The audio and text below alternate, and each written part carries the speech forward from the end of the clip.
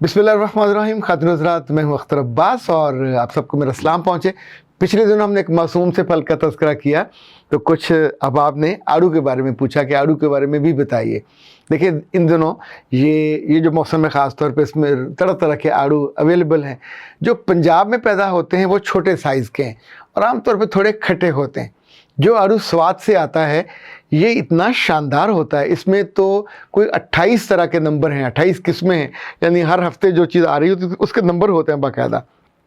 ये जो 26, 27, 28 वाले ये इतने बड़े बड़े होते हैं और आप इनको यूं करके जब खोलते हैं तो उसके 2 हिस्से हो जाते हैं और जब उसको आप खाते हैं तो ज़ाहिर लुत्फ़ आता है। आप उसकी काशें भी बना सकते हैं, दिखने में भी बड़ा खूबसूरत होता है। अभी तो सेब से भी बड़े साइज़ के आ रहे हैं। पिछले दिनों हमें जब जाने का मौका मिला बहरीन, तो वहाँ से वापसी पे चूँकि बागात बहुत सारे थे तो हमने अपने ड्राइवर को फिर 2-3 जगह रोका मुख्तलिफ़ बागात में और मुख्तलिफ़ साइज़ की, यानी वहाँ तो ये जो पेटी थी 250 से 300 की मिल रही थी। यहाँ के ज़ाहिर 600-700 की हो जाती है। यानी मौसम के एतबार से जब आड़ू की रसद ज़्यादा होती है तो कीमत कम हो जाती है। लेकिन देवर इतने रसीले, इतने वो मज़ेदार और शानदार थे। पर ये सिर्फ उस तरह का मज़ेदार फल नहीं है। मेरे रब ने मुझे मौका दिया बार बार ज़ियारत और कुछ लाख जाने का, तो जो ज़ियारत का आड़ू है आप उसको जितना मर्ज़ी ज़ोर लगा लें उसको चीर नहीं सकते। वो 1 यूनिट रहता है, वो जूसी होता है। आप उसको छोटी छोटी बाइट लेके खाते हैं, यानी उसको आप काटें भी तो आपके हाथ पूरे जूस से भर जाते हैं। ये जो आड़ू जो पाकिस्तान में पैदा होता है, ये बाकी मुल्कों के आड़ूओं से तासीर में थोड़ा फ़र्क है। शायद इसका वजह ये हो कि हमारे मौसम का फ़र्क है। इंडिया में भी बहुत आड़ू होता है, रंग बिरंगे आड़ू होते हैं। इंडिया उसमें खुद कफ़ील है। चीन तो ज़ाहिर है हर मामले में खुद कफ़ील है। जो आड़ू जब आप में से कुछ लोगों को हरम में जाने का मौका मिले तो ढूंढा करें वहाँ से ताइफ के आड़ू, उनसे लजीज़, और वो अनार के साइज़ के होते हैं, उनसे लजीज़ और शीरीं आड़ू आपको ज़िंदगी में कभी खाने को नहीं मिलेगा। इतने वो शानदार और टेस्टी हैं। इस छोटे से फल में मेरे रब ने 10 तरह की खूबियाँ रखी हुई हैं। आप सोचिए कि हमने तो कभी इसकी गुठली, ज़ाहिर है जैसे वो बहुत से लोग हैं जो खुबानी की गुठली खोल लेते हैं, वो नुकसानदेह है। आड़ू की गुठली को तो कभी किसी ने खोला ही नहीं है, चूँकि सख्त होती है। तो पुराने हुक्मा थे, वो ये कहते थे कि अगर आड़ू की गुठलियों का रस निकाल लिया जाए या उसका मगज़ निकाल लें या तेल उसका निकाल लें, तो जो लोग बहरे होते हैं उनके कानों में डालने से उनको उनको सुनाई देने लगता है। यानी इतनी उसके अंदर वो, अल्लाह ने हर चीज़ को इतना मुतनव्वे और इतना मुफीद बनाया है। आप सोचिए कि जिन लोगों को शुगर होती है, इनकी महरूमी है कि सारे फल नहीं खा सकते। आम चाहें भी तो घर वाले नहीं खाने देते, अंगूर नहीं खा सकते, सारे ये मीठे फल होते हैं। गर्मा सर्दा वो भी बहुत शीरीं होता है। अमरूद जो है वो फीका है। आड़ू उनके लिए बहुत मुफीद है, यानी ये बड़े आराम से 200 ग्राम से लेके 400 ग्राम तक तो जो उतबा हैं या हुक्मा हैं ये इजाज़त देते हैं कि आप खा सकते हैं। अच्छा, इस आड़ू के कई तरह के इस्तेमाल हैं और उन इस्तेमाल को अगर सलीके से कर लिया जाए तो ये पेट के कीड़ों को भी मार देते हैं, बच्चों के हों या बड़ों के हों। इसी तौर पे अगर आप इसको सुबह नाश्ते के बाद खाते हैं और उसको काट के सलीके से इसमें थोड़ा काला नमक डाल के खाते हैं, तो इसके जो उस वक्त फ़ायदे हैं आप सुनेंगे तो आप हैरान रह जाएंगे। आपको सुन के हैरत होगी कि इस छोटे से फल में कैल्शियम भी है, फुलाद भी है, फास्फोरस भी है, निशास्ता भी है। इवन जो गोश्त खाने से जो हमें मिलते हैं, ताकत मिलती है, या जो उस जाके जुज़ बनते हैं हमारे जिस्म के, वो भी इसके अंदर मौजूद है। इसकी एक खूबी जो और बड़ी उम्दा बताई जाती है कि बरसात के मौसम में आम तौर पे बच्चे और बच्चियों के निकल आते हैं फिंसियाँ और उस तरह की चीज़ें निकल आती हैं, बहुत तकलीफ़देह होती हैं। जिल्द ख़राब हो जाती है, रंग ख़राब हो जाता है, वो मुश्किल दाग धब्बे पड़ जाते हैं।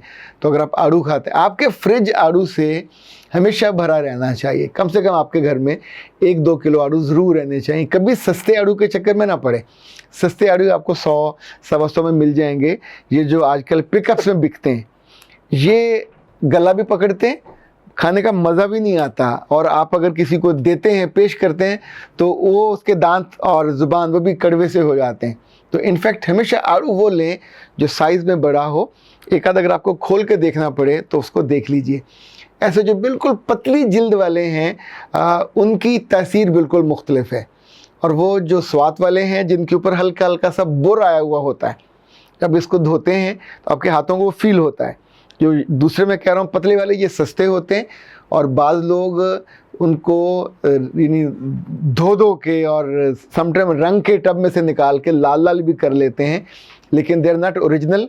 वो अंदर से उनके अंदर कड़वाहट भी होती है, मज़ा भी वो नहीं होता, तो ज़ाहिर तासीर भी वो नहीं हो सकती। अच्छा, जिन लोगों को कब्ज़ की शिकायत है, जैसे कहते हैं दायमी कब्ज़, उनका वो कब्ज़ ठीक नहीं होता, ये कब्ज़ भी बहुत सारी बीमारियों की माँ है। तो वो अगर दोपहर को 200 ग्राम से लेके 400 ग्राम तक, यानी 1 पाव से लेके 1.5 पाव तक आप बहुत आराम से खा सकते हैं। इसको काटिए, काटने के बाद इस पर आप नींबू और काली मिर्च जो है वो डाल सकते हैं, साथ जो काला नमक है वो डाल सकते हैं, ये इसके इंग्रेडिएंट हैं। उसके बाद आपका जो जिगर के अफ़ाल हैं वो ठीक हो जाते हैं। साथ हुक्मा ये बताते हैं कि जो दायमी कब्ज़ है वो ठीक हो जाती है। इवन फ़िशारे खून, यानी फ़िशारे खून को अंग्रेज़ी में ब्लड प्रेशर कहा जाता है, यानी जो उसके पेशेंट हैं उनके लिए भी ये बहुत मुफीद है। आप इसे खाली पेट भी खा सकते हैं, खाने के बाद भी खा सकते हैं, नाश्ते के बाद भी खा सकते हैं। मैं तो सफ़र में आता जाता ज़रूर इसे साथ रखता हूँ, बजाय के बंदा अल्लम गल्लम खाए और चिप्स लेके खाए। तो या अब सेब का मौसम है तो सेब हुआ, आड़ू हुआ, और आराम से दौरान सफ़र में उसको नोश कर लेता हूँ। एक और जो बाज़ लोग शिकायत करते हैं कि सुबह उठते हैं तो उनकी ज़ुबान कड़वी सी या फीकी सी होती है और उन्हें वोमिट होने वाली कैफियत होती है।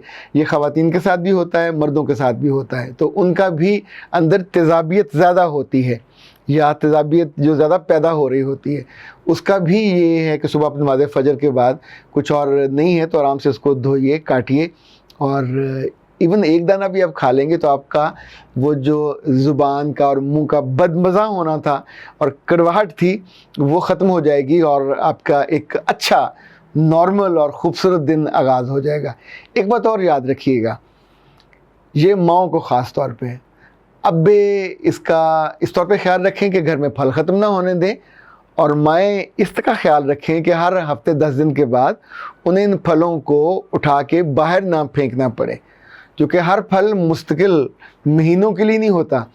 हफ्ते के बाद इसकी जिल्द सिकुड़ने लग जाती है और फिर ये ख़राब भी हो जाता है। तो जब ये घर में हो, हर खाने के बाद उस डाइनिंग टेबल पे फल होने चाहिए, जो भी आपके घर में 2-3 हैं, और अपने बच्चों को आदत डालिए कि उन्हें फल लेना चाहिए।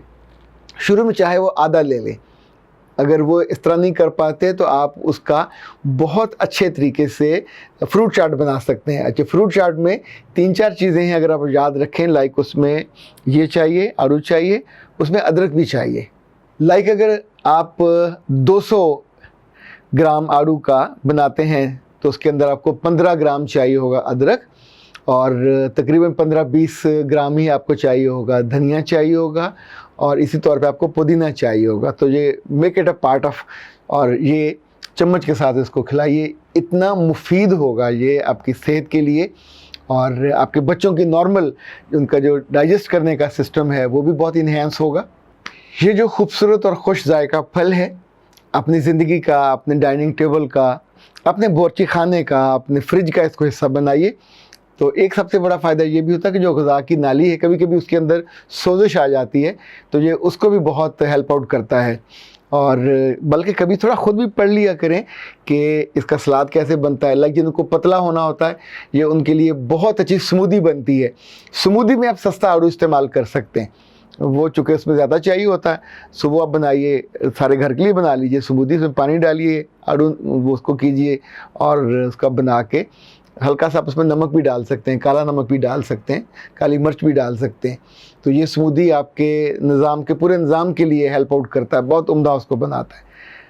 ये फल बहुत शीरी हो तब भी, कम शीरी हो तब भी, छोटे साइज़ का हो तब भी, बड़े साइज़ का हो तब भी, अपनी ज़िंदगी में और अपनी सेहत की ज़िंदगी में और अपने प्यारों के लिए किसी और के घर जाते हुए जब मेहमान बन के आप जाते होते हैं, बजाय इसके क्या मिठाइयाँ लेके जाएं या कुछ और, यानी वो अगली की सेहत की बर्बादी होती है। तो बेहतर है बंदा, अभी तो छोटी छोटी पेटियाँ भी आ गई हैं आड़ू की, 5 किलो की, 7 किलो की, पहले तो बड़ी बड़ी होती थी वो लकड़ी की, अभी छोटे गत्ते के पैकिंग में आ गई है, तो आराम से वो ले लें। और जो भी किसी मौसम का फल होता है वो बेहतरीन होता है इंसानी जिस्म के लिए, चूँकि अल्लाह ने उसको बनाया होता है। कभी ये आड़ू होता है, कभी आलू बुखारा होगा, कभी खुबानी होगी, जिस जिस मौसम में ये बल्क में आते हैं। तो अपने बेटों को, बेटियों को, अजीज़ों के जहाँ आने जाने का, जिन लोगों को बहुत खुशी होती है अल्लाह की राह पे ख़र्च करने का, उन्हें भी अपने दोस्त अहबाब के यहाँ मौका ब मौका इस तरह के फलों की पेटियों को भिजवाना चाहिए। इसको एक रिवाज बनना चाहिए। हम केक लेके चले जाते हैं और केक ना घर में को खाए ना कि ज़ाया अलग होता है, फिर इधर उधर देना पड़ता है। क्योंकि हर घर में आमतौर पे ज़्यादा जो समझदार लोग हैं वो तो डायबिटिक हैं या किसी को कोई ना कोई मसला होता है, शुगर का मसला होता है, तो वो नहीं खा पाते। तो बेहतर है फिर फलों के कल्चर को बढ़ाया जाए।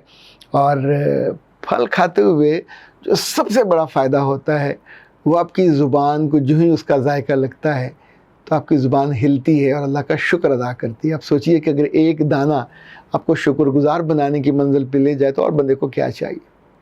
अख्तर अब्बास को इजाज़त दीजिए। अस्सलाम वालेकुम।